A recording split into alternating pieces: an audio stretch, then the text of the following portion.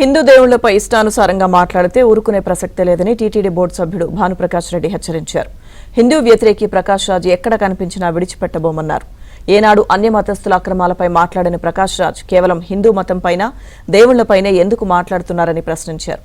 హిందూ దేవుళ్లపై పోస్టులు, ప్రకాష్ రాజ్ చేసిన వ్యాఖ్యలపై సైబర్ క్రైమ్ డీజీ రవిశంకర్ను కలిసి బీజేపీ నేతలు ఫిర్యాదు చేశారు.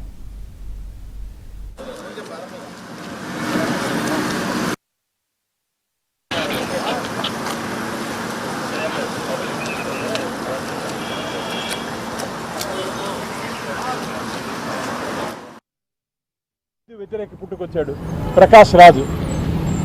వాడు నోటికి వచ్చినట్టు మాట్లాడతాడు.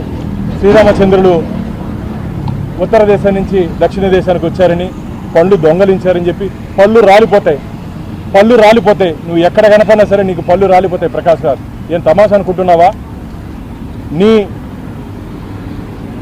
టీఆర్పీ రేటింగ్ నువ్వు మీడియాలో మాట్లాడి నీకు ఫాలోవర్స్ పెంచుకోవాలనుకుంటే వేరే గురించి ఏదైనా మాట్లాడు. నీకు ధైర్యము దమ్ము ఉంటే అన్యమతస్థుల్లో జరుగుతుంటే అన్యాయాల గురించి మాట్లాడినావా? ఈ రోజున్నా అన్యమతస్థుల్లో జరుగుతుంటే అన్యాయాల గురించి మాట్లాడినావా? అవేమీ లేకుండా కేవలం హిందూ మతం మీద, హిందూ దేవుళ్ళ మీద పడి నీ ఇష్టానుసారంగా